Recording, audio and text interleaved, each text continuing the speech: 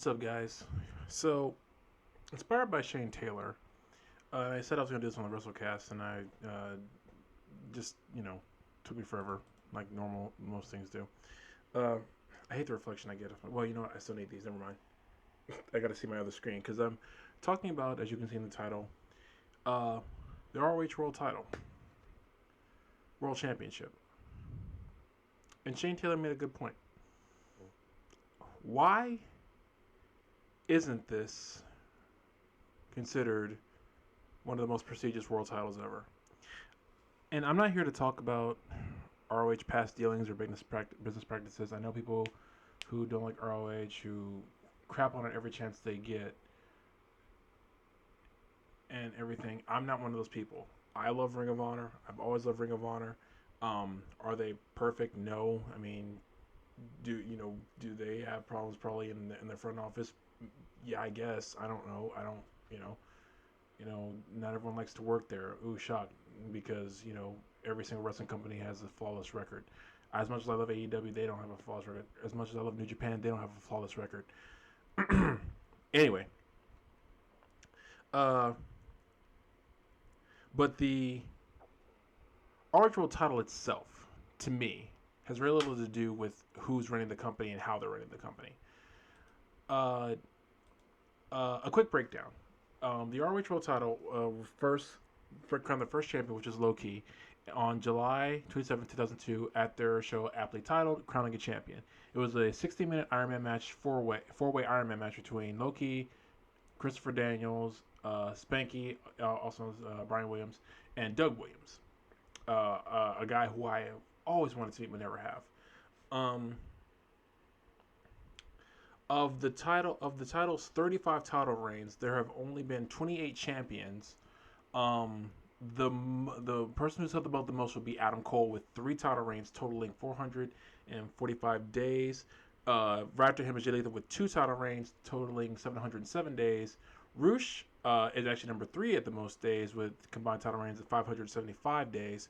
Austin Aries with 2 reigns at 419. Jay Briscoe at 375. However,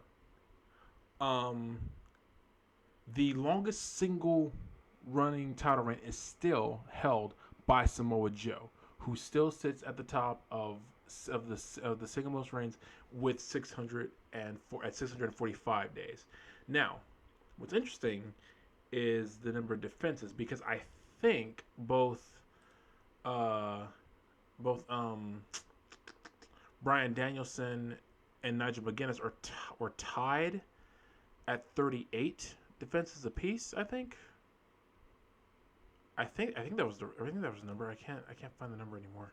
I used to have it. I used to have this number like memorized. It's been a long time since I've talked about this. No, I'm wrong. Oh no, this is okay. Okay, this is counting other places. Well, technically that does count. Outside of ROH does count as title defenses. So actually, I think Nigel McGuinness might be the one with the most defenses at 39. Yeah, I think at 39. Wait, I want to say Danielson has 39 too. Or I might be wrong. Let me see. 39. Yeah, Nigel McGuinness. He has the most defense at 39. Danielson has 38. I thought they were tied, but they're not. Nigel McGuinness won it out with 39 out of the successful defenses before he lost it to Jerry Lynn. I was at that show. But yeah, the ROH World title. I agree with Shane Taylor, big surprise, that the belt does not get talked about enough. It has been lost in the conversation, which is vastly unfair. I know people don't like ROH. Not a lot of people don't like ROH. I mean, but that has nothing to do with the prestige of the world title because of the people who's won it. The ROH World title became a world title on May 17, 2003, when Samoa Joe defended it against the Zebra Kid in London, England. This is after he defeated Xavier, who was the second champion, which began. He defeated him at Night of Champions, and then beginning his legendary title reign. He was not unseated until Austin Aries beat him at Final Battle 2004, which is one of the reasons Final Battle well, one of many reasons, Final Battle became like the big show for ROH of the year. And of course, you have guys like CM Punk who's won it, Bryan Danielson, as I mentioned, as began it's one of my personal favorites, Homicide, the brutal title reign of Takeshi Morishima, Tyler Black, Roderick Strong, Eddie Edwards, Davey Richards, Kevin Steen, Jay Briscoe. I mentioned Adam Cole, Michael Elgin, Jay Lethal. Kyle O'Reilly's all too short title reign. I wish, and that's probably one of the business things that people talk about, because I wish O'Reilly had been there longer and held the title longer. Christopher Daniels, who won it after Adam Cole's third title reign, finally fulfilling that prophecy, or that destiny prophecy, because that was the name of Christopher Daniels' faction when he began in ROH, was the Prophecy, and he always said he'd be the ROH World Champion.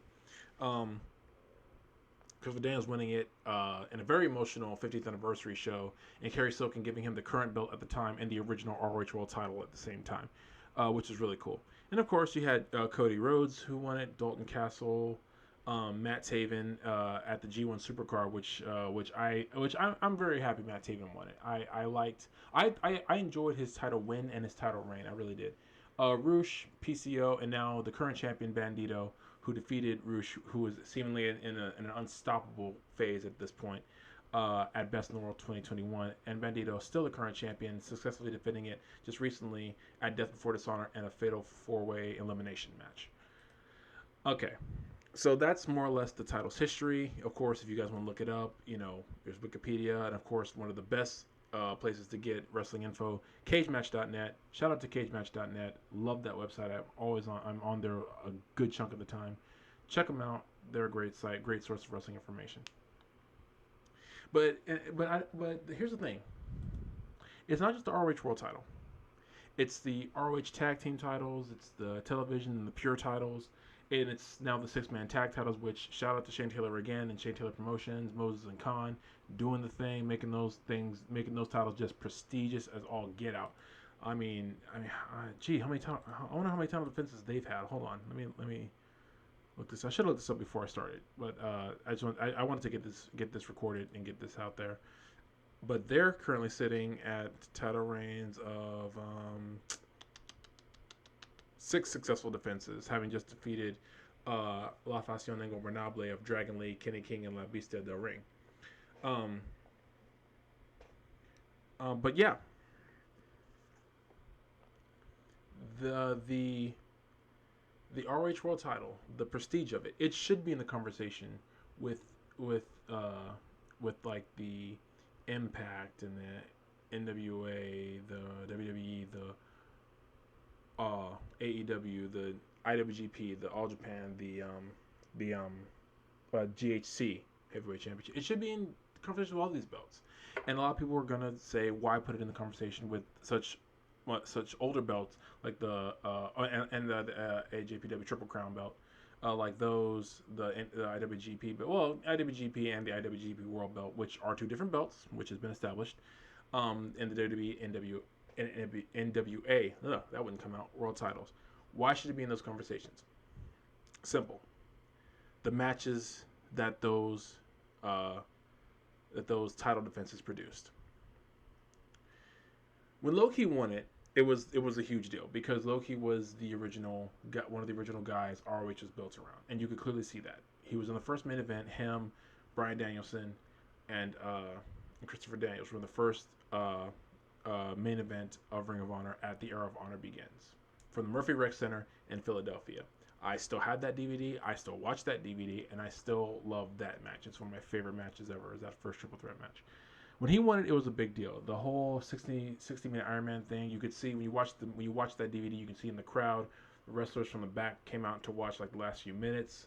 It was a really, really well put together match. That was in the first real feud in ROH was Low-Ki versus the Prophecy, who was trying to, which was Christopher Daniels trying to make ROH his own thing, and wanted to get the world title, but he ended up winning the tag titles first. I think he was part of the first tag team champions. I think him and Michael Modest, if I'm not mistaken. Let me double check that real quick because I think it was him and Michael Modest won the tournament. They defeat, or no wait, or did they defeat Michael Modest? Let me see. Yeah, I'm wrong. Christopher Daniels and Donovan Morgan defeated Bryan Danielson and Michael Modest in the finals to become the first ROH Tag Champions at Unscripted. I'm my bad. I apologize. Um, and then Xavier defeated Loki at the same event at Unscripted to become the second ROH World Champion.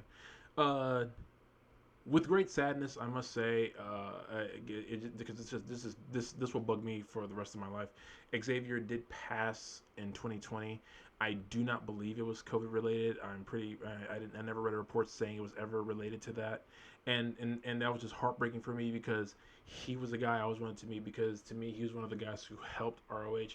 No one really talked about him in terms of greatest ROH champions. And that's fair, that's fine, whatever you want to do. But he was still one of the guys who was there building it from the ground up. He was a great heel champion. And I always wanted to meet him, and I was trying to make it to Vegas for the anniversary, or I think it was the anniversary show in 2020 when they had to cancel everything because of the pandemic. Um, but rest in peace to Xavier. Thank you for the memory, sir. And of course, you had Samoa Joe, whose title reign was just legendary. Um, if I could praise the CM Punk Samoa Joe trilogy any further, I would just have to just get it tattooed on my arm somewhere how much I love those three matches. I've seen Joe versus Punk 2 probably a dozen times, and that match is an hour long, and I've probably seen it a dozen times.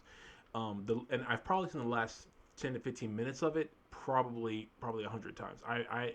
I have definitely skipped to the end of that match a lot to watch like those last few desperate minutes of both of those guys trying to get that final 1, 2, 3. That was one of the best storylines ROH, especially what ROH was doing at the time. That and Joe versus Homicide, because Homicide even got the Rottweilers together to try to help him unseat Joe as champion. Um, and then, of course, the huge deal it was when Austin Aries won it from Samoa Joe, which at that point was unheard of to hear Samoa Joe had lost a match or was ever pinned. It was almost unfathomable at that point. And then you had the CM Punk, the Summer of Punk title reign, which where he was going to WWE at the time, saying, "Oh, I'm taking this with me. I'm going to lay it at Vince McMahon's feet," all that kind of stuff. And then the emotional James Gibson win, who James Gibson, as many of you know, is Jamie Noble. Very great pro wrestler in his own right. Um, and that was his kind of vindication, proving that he's done well since then. Of course, a lot of people know him as one of Seth Rollins' stooges during Seth Rollins' WWE Championship run and everything like that, and that's all great. But James Gibson was a wrestler first, and that was awesome. Of course, Bryan Danielson's just monumental title run, going from face to heel and just making everyone mad. His legendary defense against Lance Storm, which is technically probably still one of the best technical matches ever. Homicide winning it in New York City, and like after a brutal story of ROH kind of trying to screw over Homicide on getting the title win, and then the surprise win of Takeshi Morishima. That title change came it felt like it came out of nowhere, but man, he was brutal with it. Takeshi Morishima was probably one of the most brutal champions ROH had, and that's saying a lot. But he was not shy of just hard hitting everyone he could. The one interesting thing about his title reign was that was the second time someone who had faced the current champion and lost faced them again and won on the next attempt. Because usually in ROH, whenever someone challenged for a title, the first time around they wouldn't win, and even if they got a rematch, they still wouldn't win. It usually was a person who had not challenged them while they were champion before. For instance, Austin Aries being Samoa Joe, Aries had never faced Joe for the belt, to my knowledge, while he was champion, and so he had never defended the belt against Aries, and Aries won. Same thing with Punk and Punk. Oh, you know what? I'm wrong. James Gibson did challenge CM Punk during the Summer of Punk and did lose. That's right. So that happened before that. That's right. I'm correcting myself all over the place right now. But then you had, of course, Nigel McGuinness to Jerry Lynn. Jerry Lynn, anytime Jerry Lynn wins a title to me is a win for your company. I'm personally biased because when he was the Anarchy Championship Wrestling Champion here in San Antonio, the San Antonio Austin area, that was personal for me. So yeah, Austin Aries winning it again. From then to Tyler Black, to Roderick Strong, Eddie Edwards, Dave Richards, Kevin Steen, Jay Briscoe, and then of course to Adam Cole and so on and so forth. But all these guys who've won this belt, and it just made it prestigious.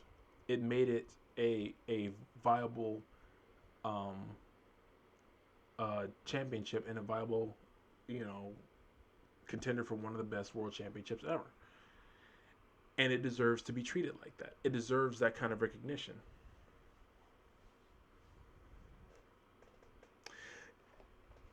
I get what some people might say. Some title reigns were more lackluster than others.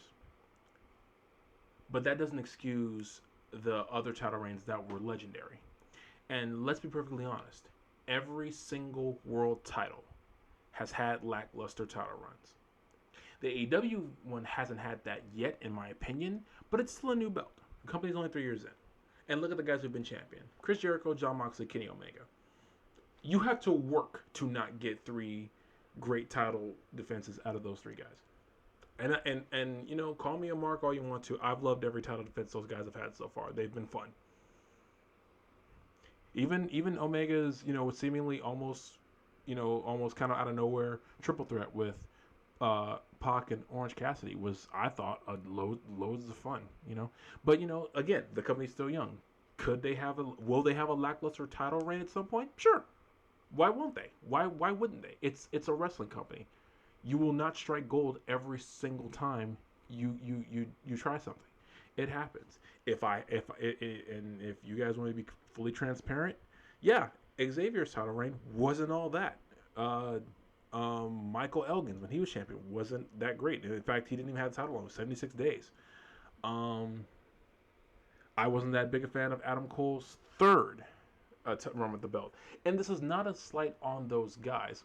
I mean, Michael Elgin, you know, that's for other reasons, but you know, that's not what we're talking about right now. But you know, the other guys I've talked about, that's not a slight on them. And again, and like I said, Kyle O'Reilly only had the belt 33 days. That was because of a lot of backstage stuff, you know. So by default, he probably had, by this list standards, the worst title run. It happens, you know. It does happen, but that doesn't take away from the emotion and the brilliance that's going on the title reign. You can't, if you are a Christopher Daniels fan, if you are a fan of Christopher Daniels, the night he beat Adam Cole for that ROH World title, you felt that rush. When he hit the best moonsault, I remember specifically how that match ended. He hit the best moonsault ever 3 times. And when he got that 1, 2, 3, I lost it. I lost it because he finally got it. The original, I always say ROH had 3 forefathers and 3 godfathers. The 3 forefathers are Low Ki, Bryan Danielson, Christopher Daniels. The 3 godfathers are CM Punk, Samoa Joe, and Homicide. And all these guys but Daniels at the time had won that belt. Daniels deserved to win it. When he won the ROH World title, it was the biggest deal to me, and no one could tell me otherwise, because all I cared about was I heard Christopher Daniels called the I heard Bobby Cruz say, "Your winner," and knew ROH World Champion, the fallen angel, Christopher Daniels. That's all I heard, because that's all I cared about hearing. That, you can say that's more for the wrestler, but then again, what was the wrestler fighting for? What was that whole storyline with him and Adam Cole about? The ROH World title. If the ROH World title didn't mean anything, if it's not worth this being a conversation, then why is it a big deal when Rush wins it twice? Why is it a big deal that Bandito, God bless Bandito, man. I'm enjoying his title reign. I'm really liking it. Of course, I'm a Bandito fan too. You know, God bless for, you know, being, I think he's the first, you know, masked wrestler to win it. Yeah. And like PCO, you know, and even at his age, winning, and probably one of his last go rounds in wrestling, and he won it, and that was a big deal, and good for him. When a belt has that kind of prestige behind it, not just because of who held it, but because of the matches that went into it, like I said, the reigns of Joe, Morishima, of Danielson, of McGuinness, of Aries, Tyler Black, man. His reign was so marred with fans so mad that he won it after they wanted him to win it for so long. And it was amazing because that was probably some of his best work. And of course, him and David Richards, I think it was a Death Before Dishonor 8. had a just smackdown, just knockdown, drag out, fantastic title match that I still watch this day. David Richards is one of my personal favorites. Just brought so much technical and shoot fighting aspect to that belt. And then Kevin Steen, man, the formation of Scum. If anyone, whoever remembers Scum, came out of that title reign, which gave us one of the craziest ROH storylines that to this day of Scum with Jimmy Jacobs and Steve Corino and all those guys, and then and when Eddie Edwards won it, I remember because I remember Roderick Strong won it. That was so deserved. He earned that a long time ago. Eddie Edwards beating him was so out of left field because Eddie Edwards was. I'm not gonna say Eddie Edwards didn't deserve it at the time because he absolutely did. He'd been putting in work for ROH for a very long time, not a very long time, but a good while, and he was definitely one of their best up and coming guys. And him winning the world title put a lot more eyes on the company because they wanted to know who Eddie Edwards was, in my opinion. And that's the thing, a new guy that had been around for a minute, but not as long as some of the other guys have won the belt. And there was like, and people who didn't know were like, well, who's Eddie Edwards? No, now they're checking it out. If the belt doesn't mean anything, then these guys winning it is not a big deal. But it is. When Bandito beat Rush for it recently, it was a big deal. People cared. People, were like, what? Someone, because Rush is one of those, it's like seemingly unstoppable forces. Yes, he had the belt for a while, especially because of the pandemic. And, a lot of title defenses weren't happening at the time. But even when he came back, it wasn't like you couldn't see him holding that belt for a year. I could see Rush holding that belt for a year, pandemic or not. Because he's that intense, he's that good, and he's got that kind of charisma.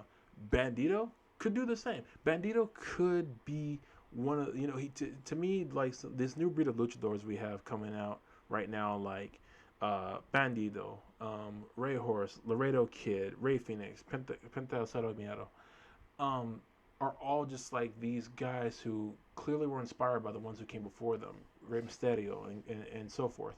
And it's a great group to see. So I say all that to say this. This video is almost a half hour, and I didn't expect to talk this much.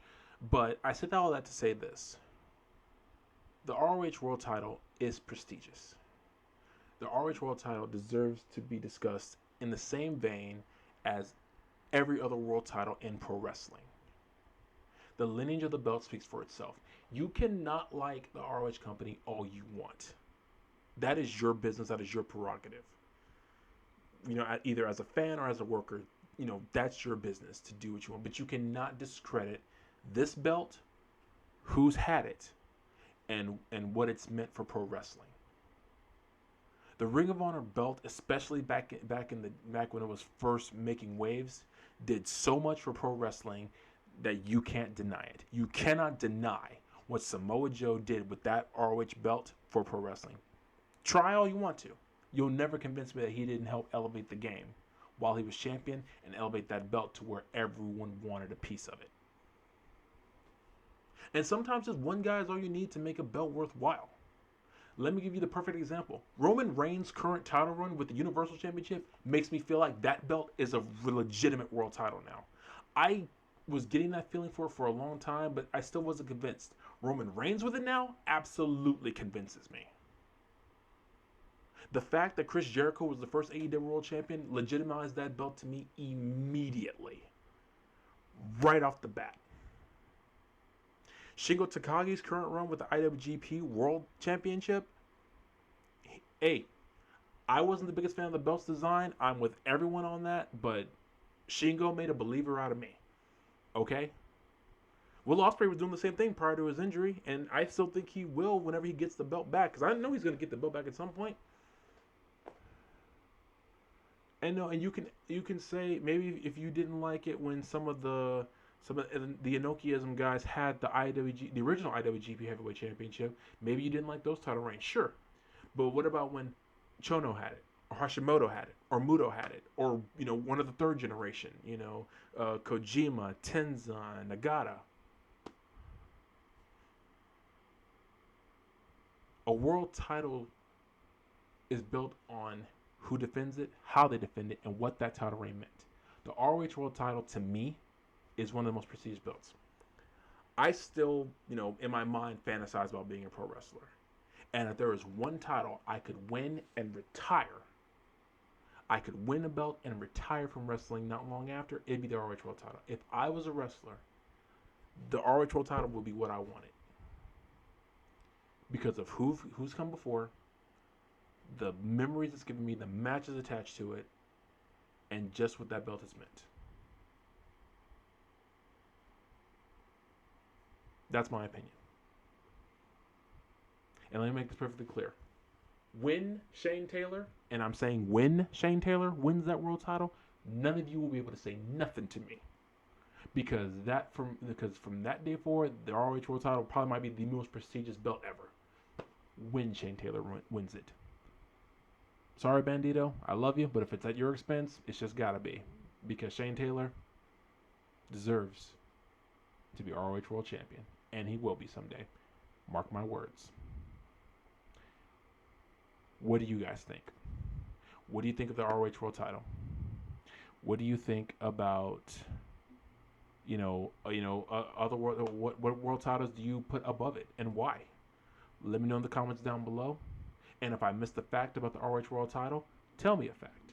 What is your favorite match attached to the ROH World Championship? Who was your favorite champion? Who was your least favorite? What was your least favorite match? What was your least favorite title reign? Let me know. I want feedback from this one. I would love to hear everyone else's thoughts. I'm posting this video everywhere. If you guys got time to watch the whole way through, thanks. I appreciate it. I really thank you guys for sticking with me.